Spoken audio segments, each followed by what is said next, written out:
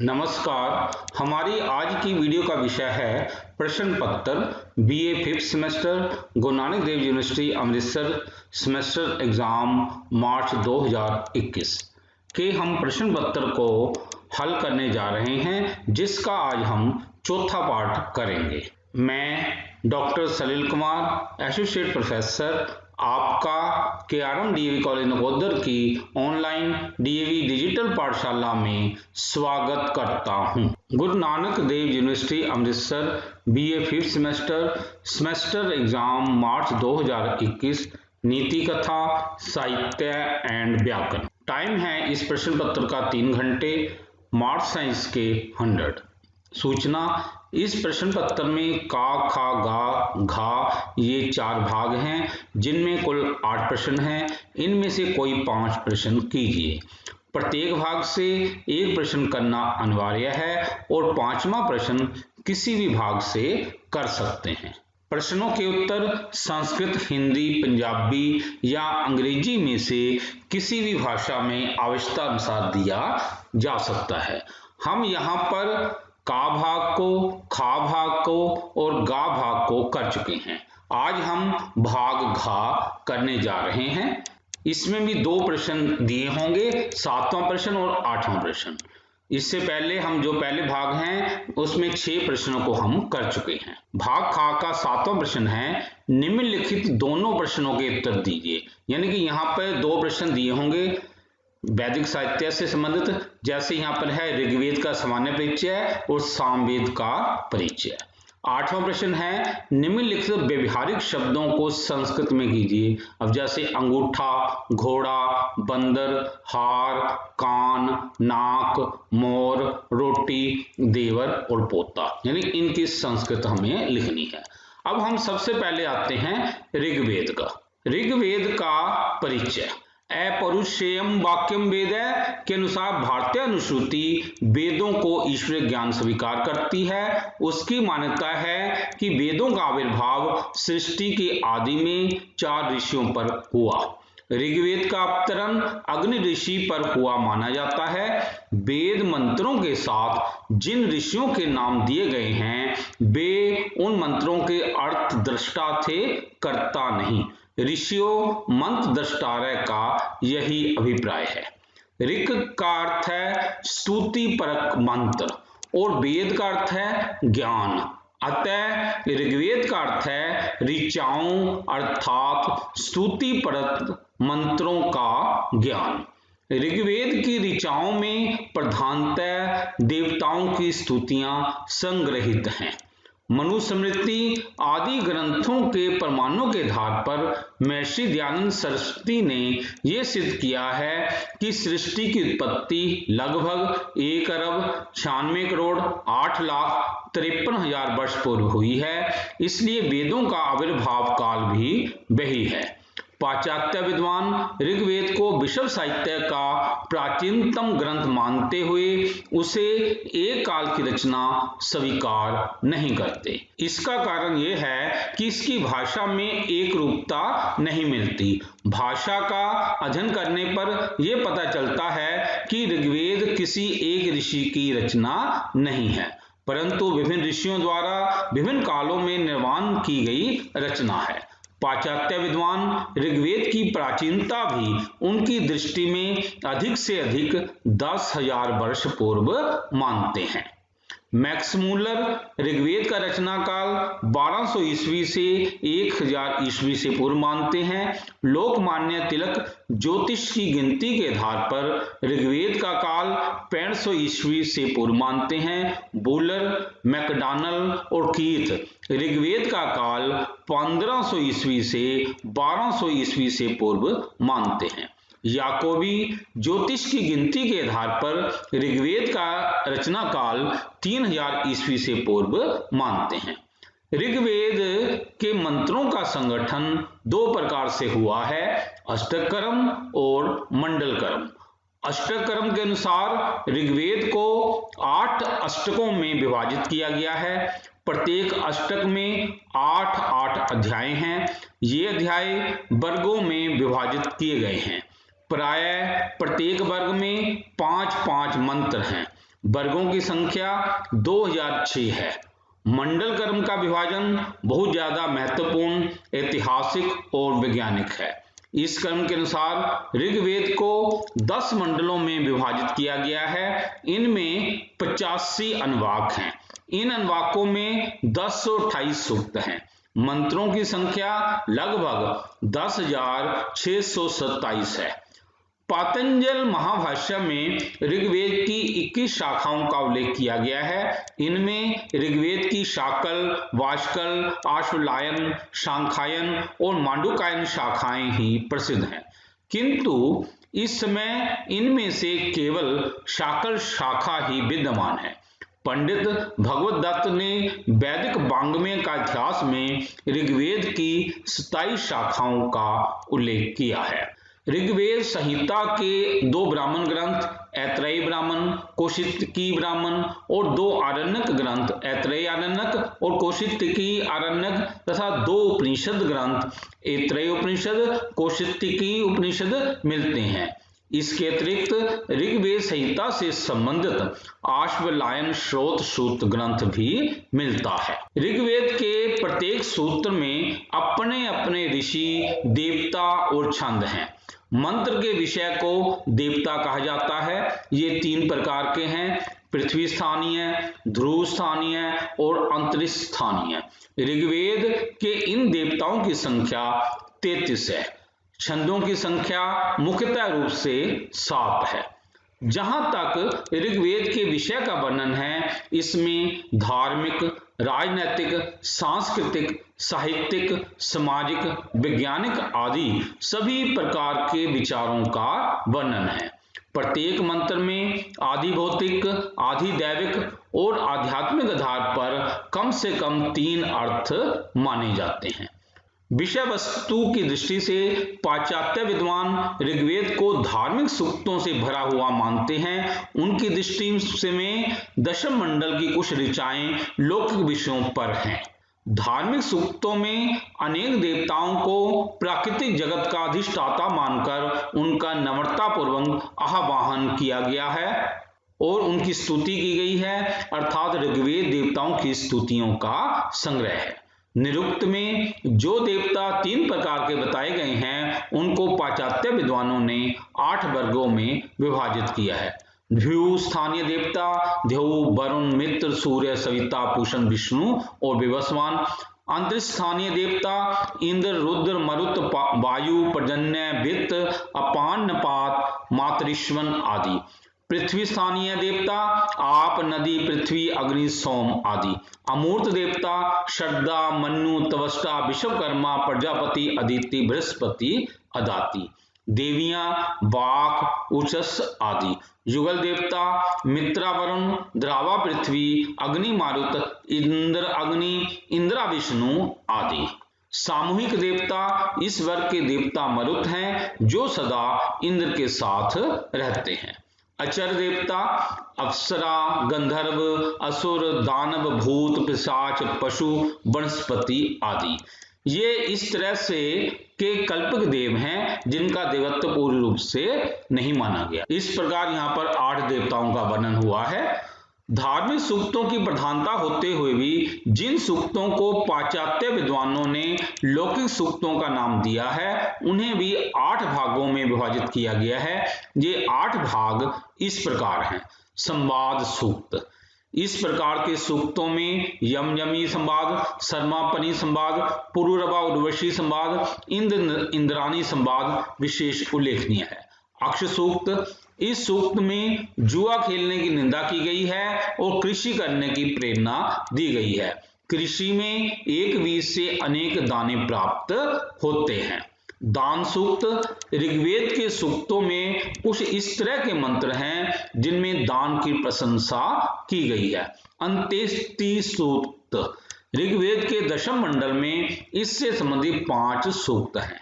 पहेलिका सूक्त, ऋग्वेद में कुछ इस तरह के पहेलिका सूक्त मिलते हैं। इनमें भिन्न भिन्न देवताओं का वर्णन उनकी विशेषताओं के साथ किया गया है, किंतु इन देवताओं का नाम नहीं दिया गया है। यहाँ विषय के आधार पर पहेलिका की तरह देवता का नाम ढूंढना पड़ता है। दार्शनिक सूक्त अपनी दार्शनिक गंभीरता, अनुभूति और नवीन कल्पना के कारण इन सूक्तों का विशेष महत्व है। इस प्रकार के सूक्तों में पुरुष सूक्त, हिरण्यगर्भ सूक्त और नासदीय सूक्त विशेष उल्लेखनीय है। ऐहिक सूक्त, यह सूक्त जंतर मंत्र से संबंध रखते हैं। इन सूक्तों की संख्या 10 से 12 है।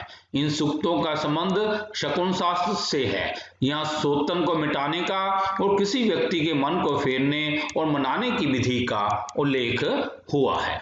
विवाह सूक्त, इस सूक्त में 47 मंत्र विवाह से संबंधित हैं, जिनमें पति पत्नी का आपसी कर्तव्य और संतान के प्रति कर्तव्य बताया गया है।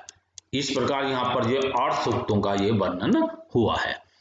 पाश्चात्य विद्वान ऋग्वेद में भारतीय कविता का दर्शन करते हैं। उनकी दृष्टि में ऋग्वेद पहले बहुत विशाल था, किंतु लिपिबद्ध न होने के कारण बहुत समय तक कंठ परंपरा में चलता रहा और उसका बहुत सारा अंश नष्ट हो गया। फिर भी ऋग्वेद का जो अंश मिलता है उसमें प्राचीन आर्य जाति की सामाजिक, राजनीतिक और आर्थिक दशा का संकेत मिलता है। भारतीय विद्वान ऋग्वेद को सभी सत्य विद्याओं का मूल मानते हैं। इसमें बीज रूप में वे सब कुछ विद्यमान है जो मानव की सर्वांगीण प्रत्येक तरह की उन्नति के लिए अपेक्षित है। यथा ब्राह्मण अस्य मुखम आसीत बाहुराजन्य कृत्य उरुतस्य तद्वैश्य पद्मभ्याम शूद्रो अजायत। इस श्लोक में सारे मानव को एक शरीर मानकर चारों वर्णों के कर्तव्य का निर्देश किया गया है। अग्निमारुत सूक्त में फौजी तराने जैसी सब लहरी में सैनिकों के सेनापति को रण यज्ञ के लिए आह्वान किया गया है। दास सुपन्ना सयुजा सखाया स्वानम वृषम परिषभ जाति मंत्र में त्रैतवाद, ईश्वर, जीव और प्रकृति, इन तीनों के भिन्नहीन अस्तित्व की स्पष्ट रूप से अभिव्यक्ति हुई है। सृष्टि की उत्पत्ति के संबंध में ऋग्वेद में 6-7 सूक्त हैं। इनमें नारदीय सूक्त, हिरण्यगर्भ सूक्त और पुरुष सूक्त विशेष प्रसिद्ध हैं। एकम सद विप्रा बहुधा वदंती अग्निम यमम मातृश्वानम आहु।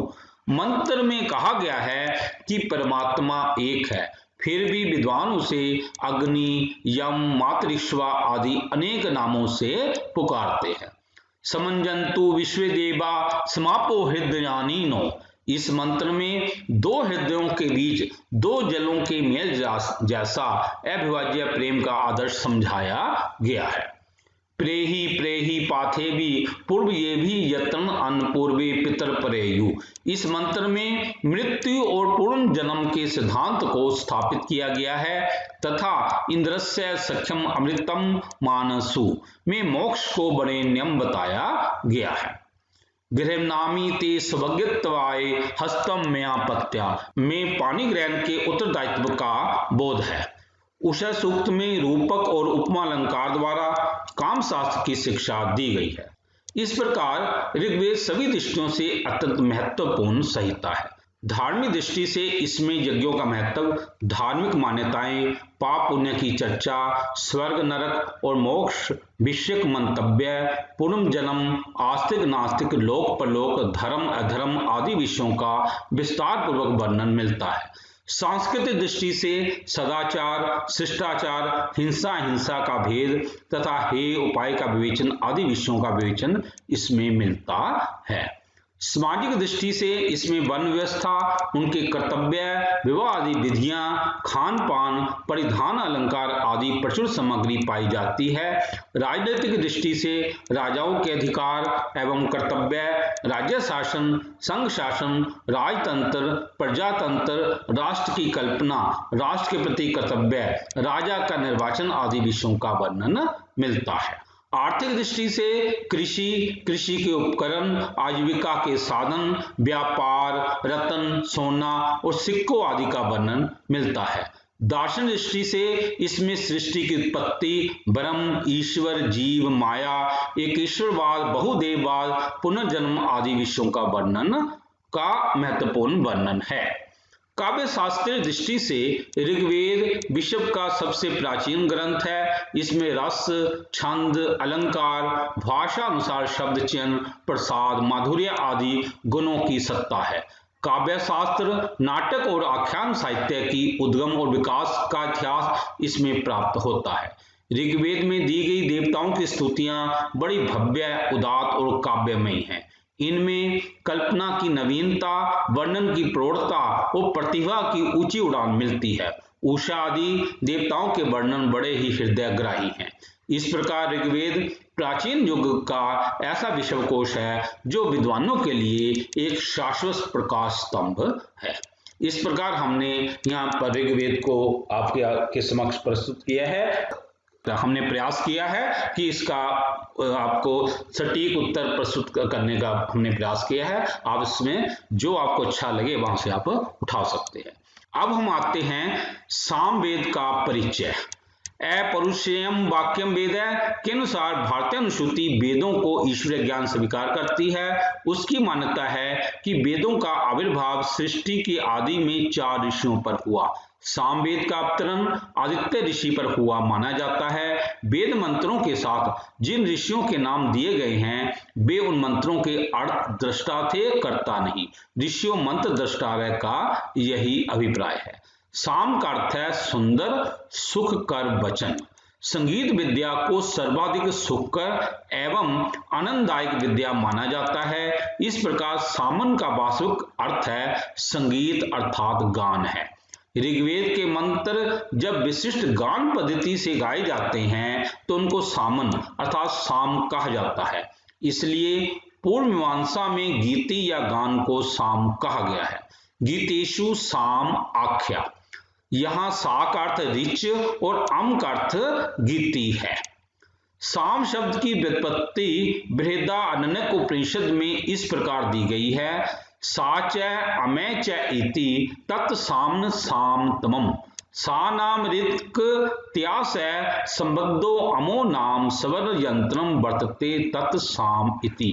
अर्थात सा का अर्थ है ऋचा और उसके साथ संबद्ध अम का अर्थ है स्वर। इस प्रकार मंत्र और स्वर का समवाय अर्थात समन्वय साम कहा जाता है। मंत्रों में गीति तत्व के कारण ही इसे साम नाम दिया गया है। पाश्चात्य विद्वानों ने इसको मैजिक सॉन्ग नाम दिया है। अंग्रेज विद्वान साइमन ने सामवेद में प्रयुक्त शब्दों को 8000 ठहराया है। सामवेद में गे मंत्रों का संग्रह है।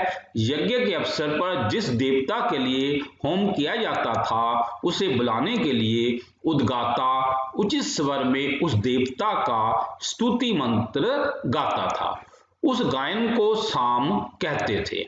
वेद मंत्रों का उच्चारण करने वाले को उद्गाता कहते हैं। प्रायः ऋचाएं ही गाई जाती हैं। सामवेद की ऋचाएं अपनी गेयात्मकता के कारण एक ही रूप में अनेकात्मक होकर अपना आकर्षण प्रभाव डालती हैं। चारों वेदों में सामवेद का विशिष्ट महत्व है। सामवेद का महत्व भगवान श्री कृष्ण जी ने वेदेषु साम वेदो अस्मि कहकर प्रत्यक्षापित किया है। ब्राह्मण ग्रंथों, उपनिषद ग्रंथों, महाभारत, श्रीमद् भगवद गीता में सामवेद की महिमा का वर्णन है। यथा छांदोग्य उपनिषद में सामवेद को पुष्पम कहकर उसकी महिमा दर्शाई गई है। जिस प्रकार वृक्ष का सौंदर्य पुष्प में केंद्रित है उसी प्रकार वेद रूपी वृक्ष का सामवेद पुष्प है। पुराण ग्रंथों में सामवेद की सहस्रों शाखाओं का उल्लेख है। पतंजलि ने महाभाष्य में सहस्त्र वर्तमा सामवेदय कहा है, जिसका अभिप्राय यह है कि एक सहस्त्र शाखाओं से लिया जाता है। वास्तव में वर्तमान शब्द शाखावाचक नहीं है। इसका अभिप्राय यही है सामवेद की हजारों गान की पद्धतियां प्रचलित थी। सामवेद की गुरु परंपरा के संबंध में विद्वानों का कथन है कि महर्षि जैमिनी सामवेद के प्रथम दृष्टा थे। उसके बाद उन्होंने सामवेद की शिक्षा अपने पुत्र या शिष्य सुमंतु को, सुमंतु ने श्रितवा को और श्रितवा ने सुकर्मा को दी। सुकर्मा ने अपने शिष्य सूर्यवक्षा सहस्त्र को ज्ञान दिया, किंतु अनध्याय के दिन दीक्षा ग्रहण करने के अपराध में सूर्य वर्षा सहस्त्र का वह ज्ञान देवराज इंद्र ने नष्ट कर दिया। उन्हें देवराज इंद्र ने सुकर्मा के कोप भय से दूसरे शिष्य धीमान पोषंजी को वेदाध्ययन का वरदान देकर संतुष्ट किया। इसके बाद इस परंपरा में हिरण्यनाभ, प्राच्य, सामग, लोदाक्षी, कुथुमी, कुशिकी और लांगली आदि हुए।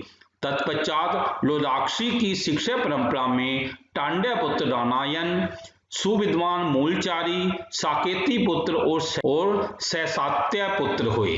कोथुमी के 3 शिष्य कोथरम नाम से प्रसिद्ध हुए। इस प्रकार इस शिष्य परंपरा ने ही सामवेद संहिता को अनेक शाखाओं और प्रशाखाओं में आगे बढ़ाया। एक उपमन्यु नामक ऋषि भी शाम शाखाकार हुए, जिनका समय महाभारत युद्ध के लगभग 150 वर्ष पूर्व था, जिन्होंने सामवेद की एक औपमन्यव शाखा का प्रवर्तन किया। साम तर्पण में स्मरण किए जाने वाले 13 सामवेदीय आचारों के आधार पर यही अनुमान लगाया जा सकता है कि इस वेद की 13 शाखाएं थी, किंतु आज इनमें से 3 शाखाएं ही उपलब्ध हैं, रानानीय, कौथुम्बीय और जैमिनीय। रानानीय शाखा का प्रचार महाराष्ट्र में अधिक है, कौथुम्बीय शाखा का प्रचार गुजरात में अधिक है और जैमिनीय शाखा का प्रचार कम है। सामवेद की रानानीय शाखा अधिक प्रसिद्ध है। विषय की दृष्टि से उसके 2 भाग हैं, पूर्वार्चिक और उत्तरार्चिक। पहले भाग के अंतर्गत ग्राम्य गीत एवं अरण्य गीत और दूसरे भाग में ऊह्य गीत तथा ऊह्य गीत संकलित हैं। सामवेद की प्रायः अधिकांश ऋचाएं गायत्री और जगती छंद में हैं। इन दोनों छंदों की व्युत्पत्ति गा अर्थात गान से होती है, अतः स्पष्ट है सामवेद की ऋचाएं गेय हैं एवं संगीतबद्ध हैं। सामवेद के 9 ब्राह्मण ग्रंथ उपलब्ध हैं, पंचविंश ब्राह्मण, षड्विंश ब्राह्मण, सामविधान ब्राह्मण, आर्षेय ब्राह्मण, दैवत ब्राह्मण, छांदोग्य ब्राह्मण, संहिता उपनिषद ब्राह्मण, वंश ब्राह्मण और जैमिनीय ब्राह्मण। सामवेद के उपवेद का नाम गंधर्व वेद है। सामवेद के मंत्रों की संख्या 1875 है। इनमें 1771 मंत्र ऋग्वेद के ही हैं। इस प्रकार सामवेद में केवल 104 ही नए मंत्र हैं। इनमें भी 5 पुनरुक्त होने के कारण 99 मंत्र नए सिद्ध होते हैं। सामवेद 2 भागों में विभक्त है, पूर्वार्चिक और उत्तरार्चिक। पूर्वार्चिक में 4 कांड है, आग्नेय, ऐन्द्र, पावमान और अरण्य कांड। इनमें 6 अध्याय और 650 मंत्र हैं। उत्तरार्चित में 21 अध्याय या 9 प्रपाठक है। इन मंत्रों की संख्या 1225 है और सूक्तों की संख्या 400 है। सामवेद के इन मूल मंत्रों को योनि नाम दिया गया है। समस्त मूल मंत्र योनि मंत्र हैं और स्वरों की जननी ही योनि है। ये योनि मंत्र सामवेद के अनुसार अनेक प्रकार के स्वर, ताल और ध्वनि से उत्पादक होकर अनेक रूप में गाए जाते हैं। एक ही मंत्र अनेक स्वरों में गेय होने के कारण अपने मूल रूप से सर्वथा भिन्न नए रूप में सुनाई पड़ता है। यह नवीनता मंत्रगत न होकर स्वरगत होती है। स्वर का ये प्रभाव सामवेद की ही विशेषता है। सामवेद में प्रतिपाद्य विषयक रूप में उपासना प्रमुख है। इसमें मुख्यतः सोमयाग से संबद्ध मंत्रों का संकलन है। इन मंत्रों में सामयाग की दृष्टि से प्रत्येक मंत्र की लय स्मरण करनी होती है। यज्ञों के समय उद्गाता इन मंत्रों को गाता है, अतः यजुर्वेद और सामवेद का घनिष्ठ संबंध है। वेदों में 3 प्रकार के मंत्र हैं, ऋचाएं, यजुष और सामगीति। ऋचाएं भी 2 प्रकार की हैं, गेय और अगेय। सामवेद की गेय ऋचाएं और गेय यजुष हैं। सामवेद में ऋचा समूह को आर्चिक और यजुष समूह को स्तोत्र कहते हैं। इनके देश, काल, पाठ और गुरु क्रम में अनेक भेद हैं। सामवेद में सोम, सोमरस, सोमपान, सोमयाग का विशेष महत्व है, अतः इसे सोम प्रधान वेद कह सकते हैं। आध्यात्मिक दृष्टि से सोम ब्रह्म या शिव तत्व है, उसकी प्राप्ति का साधन उपासना है। सामवेद संगीत एवं भारतीय भक्ति द्वारा उसकी प्राप्ति का साधन है। समस्त साम गान को 4 भागों में विभक्त किया जा सकता है: ग्राम गेय गान, आरण्यक गान, अह गान और ऊर्ध्व गान। सामवेदीय मंत्रों के ऊपर दिए गए अंक उदात, अनुदात और सवृत हैं। साम गान में गान का अर्थ या ध्यान रखते हुए घटाया या बढ़ाया जाता है। आलाप के लिए कुछ जोड़ा जाता है, इसलिए 6 विकार हैं जो क्रमशः इस प्रकार हैं। नंबर 1, विकार शब्द को आवश्यकता अनुसार परिवर्तित करना। विश्लेषण शब्द या पद को तोड़ना। विकर्षण एक स्वर को देर तक खींचना। अभ्यास किसी पद को बार बार बोलना। विराम गान की सुविधा के लिए शब्द को बीच में तोड़कर रुक जाना। स्तोम आलाप के योग्य पदों को ऊपर से जोड़ लेना। सामवेद के गायन का वास्तविक तरीका क्या था, इसका उल्लेख न तो सामवेद में मिलता है और न ही किसी दूसरे ग्रंथ में। इस संबंध में इतना भी नहीं कहा जा सकता कि संगीत के प्राण सर्वस्व जो 7 स्वर आज प्रचलित थे उन दिनों थे या नहीं। अतः सामवेद न केवल ईश्वर ज्ञान से युक्त अपितु संगीत शास्त्र या गंधर्व विद्या का भी भंडार है। प्राचीन युग के आर्य लोग सामवेद के मंत्रों को गाकर ईश्वर स्तुति में लीन होकर ईश्वर उपासना का आनंद प्राप्त करते थे। महाभारत कालीन श्री कृष्ण सामवेद के अनन्य उपासक था। छांदोग्य उपनिषद में लिखा है कि महर्षि अंगिरस ने देवकी पुत्र श्री कृष्ण जी को वेदांत मत की दीक्षा देते समय सामवेद के गान तत्व का मर्म भी समझाया था। उस विधि का नाम शालिक्य पड़ा था। श्री कृष्ण जब इस विधि में प्रांगत हो गए तब मुरली के स्वरों में वे साम गान का गायन किया करते थे, जिनको यादव भी खूब गाया करते थे। और कुछ लोग अब भी लयबद्ध होकर सामवेद के मंत्रों को गाते हैं। सामवेद के समय में 3 प्रधान वाद्य यंत्र थे: दुंदुभी, वेणु और वीणा। महाभारत शांति पर्व अध्याय 16 में इस बात का उल्लेख मिलता है कि भीष्म की शब्दा क्रिया के समय सामगान गाया गया था। छांदोग्य उपनिषद में सामवेद की क्रियाओं को 5 अंगों में विभाजित किया गया है: हिंकार, प्रस्ताव, उद्गीत, प्रतिहार और निधान। सामवेद की लय के नाम हैं कृष्ट, प्रथमा, द्वितीया, चतुर्थी, मंद्र और अतिस्वार्य।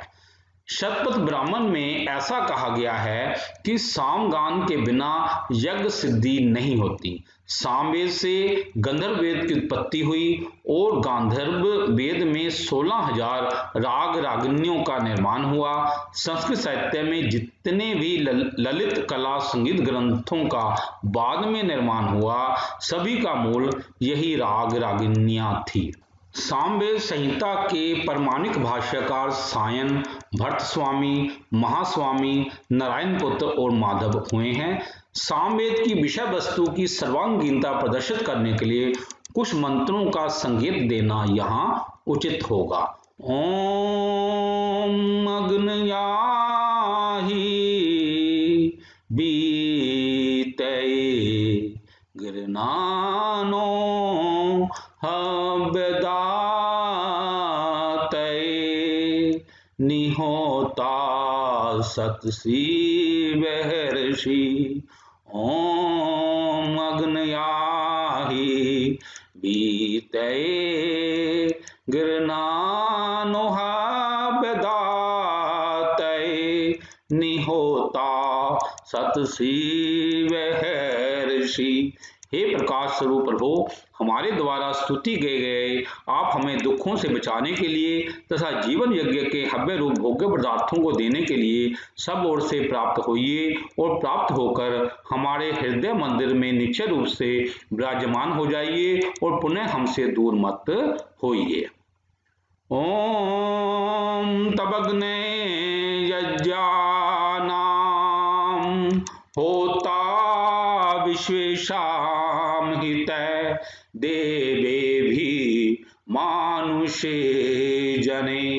ओम तवग्ने यज्ञानाम होता विश्वेशाम हितै देवे भी मानुषे जने। हे प्रकाश स्वरूप प्रभु, आप ही श्रेष्ठ कर्मों के प्रेरित हो, आप ही समस्त जगत के धारण करने वाले तथा हित करने वाले हो। प्रभु, आप हमें दिव्य गुणों के द्वारा हम उपासकों के मन में बीज स्थित होकर हमें प्रेरणा करो और हम सुपथ के राही बने, कुपथ का अनुगमन ना करें।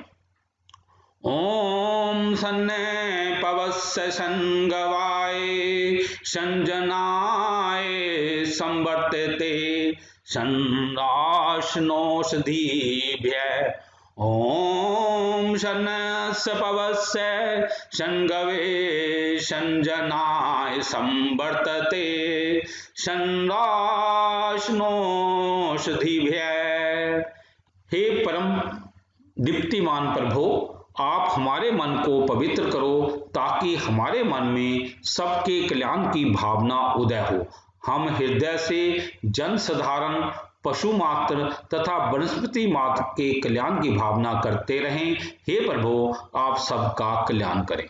इस प्रकार वैदिक साहित्य में ऋग्वेद यजुर्वेद के समान ही सामवेद का विशेष महत्व है। सामवेद का महत्व इसी से ही पता चलता है कि गीता में श्री कृष्ण जी ने कहा है कि वेदा नाम सामवेदो अस्मि। अग्नि पुराण के अनुसार सामवेद के विभिन्न मंत्रों के विधिवत जप आदि से रोग व्याधियों से मुक्त हुआ जा सकता है एवं बचा जा सकता है तथा कामनाओं की सिद्धि की जा सकती है। वास्तव में सामवेद ज्ञान योग, कर्म योग और भक्ति योग की त्रिवेणी है।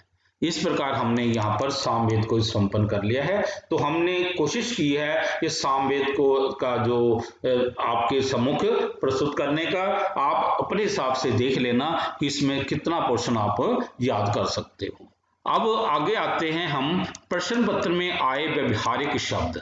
अब जैसे है अंगूठा, अंगूठे को हम संस्कृत में कहते हैं अंगुष्ठ। अंगूठे को संस्कृत में कहते हैं अंगुष्ठ। घोड़ा, घोड़े को संस्कृत में कहते हैं अश्व या घोटक। घोड़े को संस्कृत में अश्व या घोटक है। बंदर, बंदर की संस्कृत है बानर है। बंदर की संस्कृत बानर है। हार, हार की संस्कृत हार ही होती है। हार की संस्कृत हार है। कान, कान की संस्कृत कर्ण। कान की संस्कृत होती है कर्ण। नाक की संस्कृत नासिका या घ्राणम। नाक की संस्कृत नासिका या घ्राणम। मोर, मोर की संस्कृत मयूर। मोर की संस्कृत मयूर है। रोटी की संस्कृत रोटिका। रोटी की संस्कृत रोटिका। देवर की संस्कृत देवरह। देवर की संस्कृत देवरह। पोता की संस्कृत पौत्र। पोता की संस्कृत पौत्र। तो इस प्रकार हमने यहाँ पर चतुर्थ भाग को भी समाप्त कर लिया है। इससे पहले जो हमने 3 वीडियो थी उसमें का, खा, गा को हमने किया था। प्रिय साथियों, गुरु नानक देव यूनिवर्सिटी अमृतसर के बीए पंचम सेमेस्टर के छात्रों हेतु संस्कृत पाठ्य से संबंधित सभी वीडियोज सलील कुमार राजपूत नाम के यूट्यूब चैनल पर उपलब्ध है। इनका पूर्ण रूप से उपयोग कीजिए। यदि आपको ये वीडियो पसंद आया हो तो कृपया लाइक, कमेंट और शेयर अवश्य करें। यदि आपका कोई सुझाव हो तो कृपया हमारे व्हाट्सएप नंबर 9417347739 पर सुझाव लिखिए। कृपया हमारे चैनल सलील कुमार राजपूत को सब्सक्राइब भी करें।